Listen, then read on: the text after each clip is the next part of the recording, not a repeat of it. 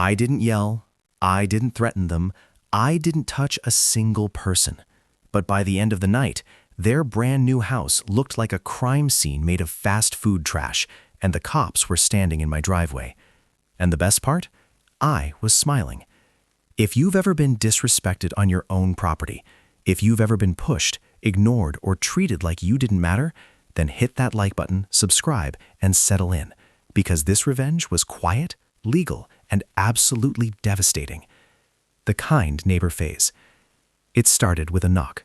Not a loud knock, not an aggressive one, just polite. I opened the door to a man in his late 40s. Clean clothes, calm voice, the kind of guy who looks you in the eye when he shakes his hand. He explained that he'd recently bought the empty lot next to our home and was starting construction. He asked, very respectfully, if he could use our garden hose for water while they dug and laid underground piping. I looked at my wife. She shrugged. Sure, I said, no problem. And honestly, it wasn't a problem.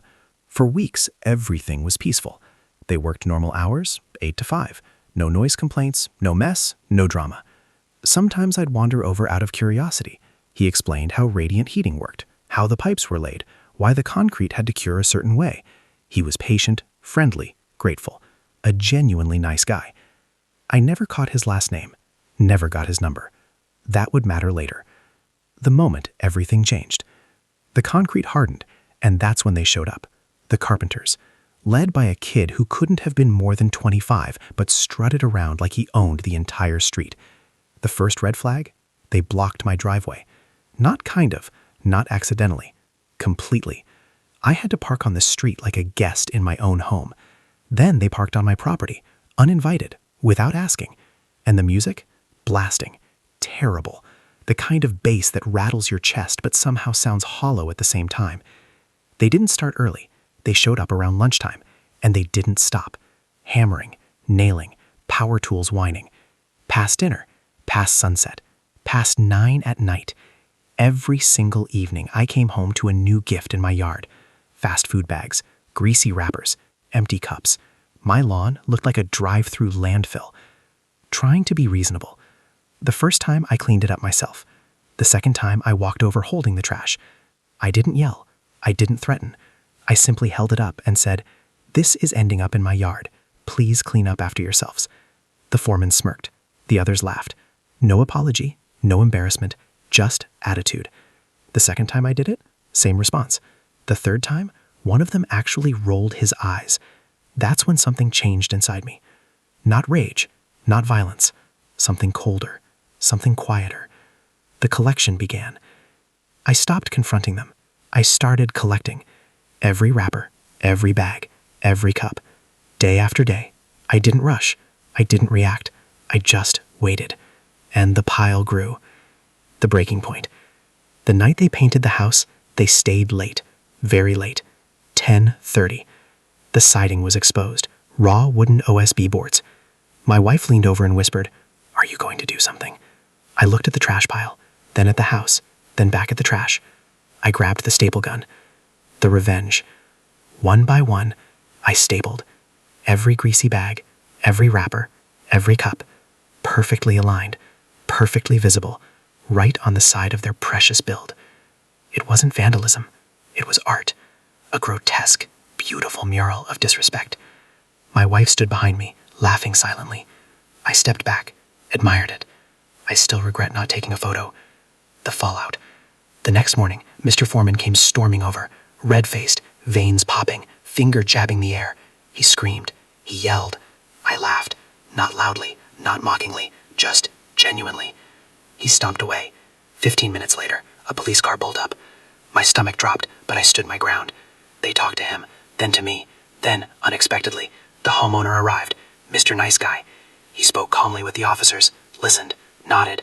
Then he turned to the carpenters, and just like that, they were gone. The resolution. I received an apology, a real one. The next morning at 8 a.m. sharp, a new crew arrived. Older guys, respectful, quiet, no trash, no noise. The house was finished peacefully.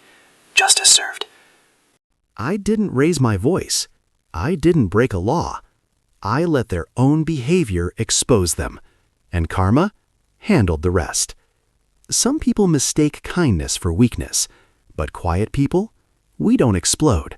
We document. If this story gave you that deep, satisfying chill, hit like, subscribe, and tell us in the comments, what's the most satisfying revenge you've ever witnessed? More stories coming soon. Conclusion. A hold my beer moment. I get a knock on my door. Nice man explains he is building a home on the lot next to us and would like to know if we would let him get water from our garden hose. I don't see an issue and agree. For weeks, the hose is used as they dig down, put up supports, and lay in the pipes for radiant heat. I had never seen how it was done, and he was happy to show and explain. Nice guy. They worked 8 a.m. to 5 p.m. and were no bother at all. Unfortunately, I never caught his last name or phone number. Once the house pad hardened, the asshole carpenters arrived. 25-year-old foreman with an attitude and 4 guys younger than him. They blocked my driveway, parked on my lot, blared music, lousy music. They showed up at lunchtime, worked and hammered until after 9 p.m. Every night I came home and their damn fast food lunch trash was in my yard. 3 times I walked over with a handful of the crap, showed it, and told them to clean up. All I got was attitude. I began to collect the trash. The day they painted the house, 10 p.m., I walked over with a staple gun and stapled every piece of collected trash to the side of the house. It was wood, OSB, no idea what that stands for, but wife and I call it old shitty boards. It was beautiful, a work of modern art. I so wish I had taken a picture. Next morning, Mr. Attitude is stomping in my direction. He points and yells, screams and yells. I laughed. He stomps away. 15 minutes later, police car arrives, something I had definitely not expected. Talks to them, then talks to me. 20 minutes later, Mr. Nice shows up, talks to the cops, the carpenters disappear. I got an apology from Mr. Nice. Next morning at 8 a.m., a crew of older guys arrive and finish the home.